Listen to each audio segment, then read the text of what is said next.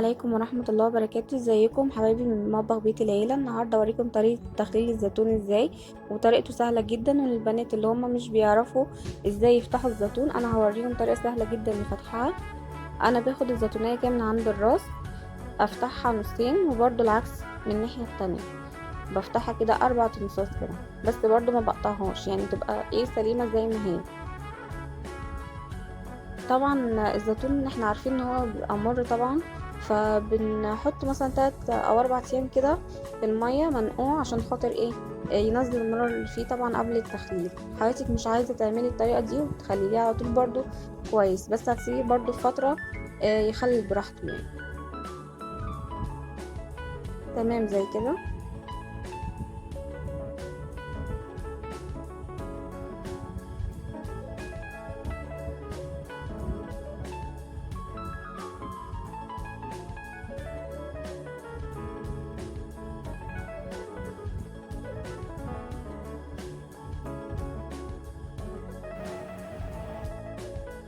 بصوا انا ده برضو كنت عاملاها، برضو انا قلت اوريها لحضراتكم ازاي. بصوا تمام ال4 اجزاء بتاعتها.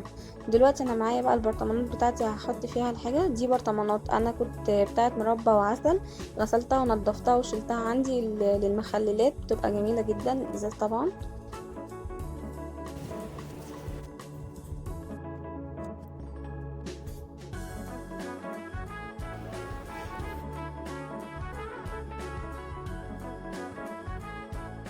كده عبينا واحد، هعبي التاني وهوريكم برضو الطريقه ازاي. طبعا انا مجهزه مقاديري برضو هوريها لحضراتكم.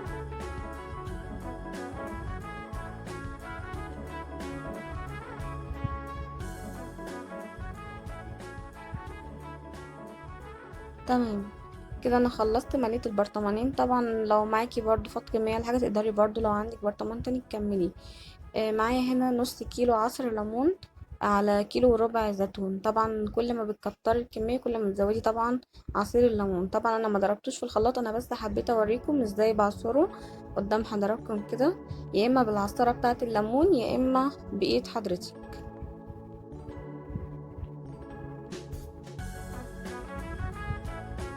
في ناس بقى بتحب تحط خل مع الزيتون، لا انا ما بفضلش الصراحه الطريقه اللي هي بتاعه الخل دي، لان الخل بيهري الزيتون، بيخليها مستويه زياده عن اللزوم قوي، فبتبقى زي المهريه كده. وطبعا القشر بتاع الليمون اللي طلع معايا انا مش هرميه، هحطه في البرطمان، ده برضو بيديه طعم حلو جدا.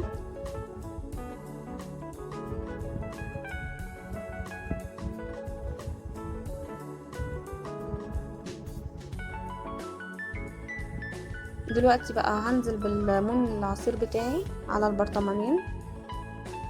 طبعا لو معاكي برطمان واحد يبقى هيكفي معاكي في البرطمان على طول.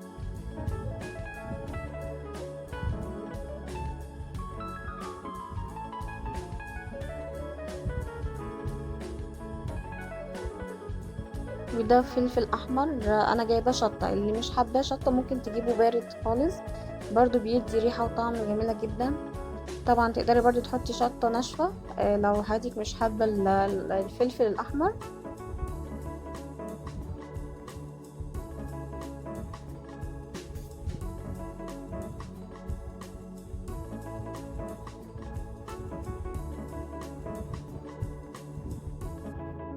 ومعايا حوالي جزرايه كده كبيره مبشوره.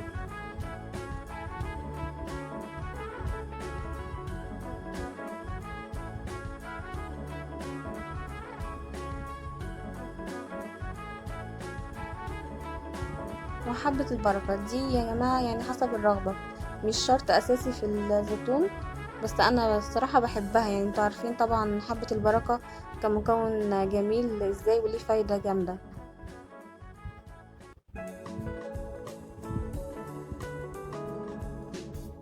وعندي بقى هنا انا طبعا عامله شفشق ميه، لتر ميه على حوالي ربع كيس من الملح، ومقلباهم مع بعض كويس، وهضيفهم بقى الميه بتاعه التخليل. ويبقى كده احنا خلصنا ان شاء الله المخلل بتاعنا، وتاكلوه يا رب بألف هنا وشفا.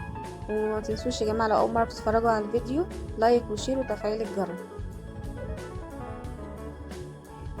تمام كده، هو خلاص احنا خلصنا، ده الشكل النهائي بتاع البرطمانات. في بقى حاجة كده أخيرة هعملها، اللي هي ان انا هرج بس البرطمان كده عشان كل المكونات اللي انا حطيتها تتعامل معاه. والسلام عليكم ورحمة الله وبركاته.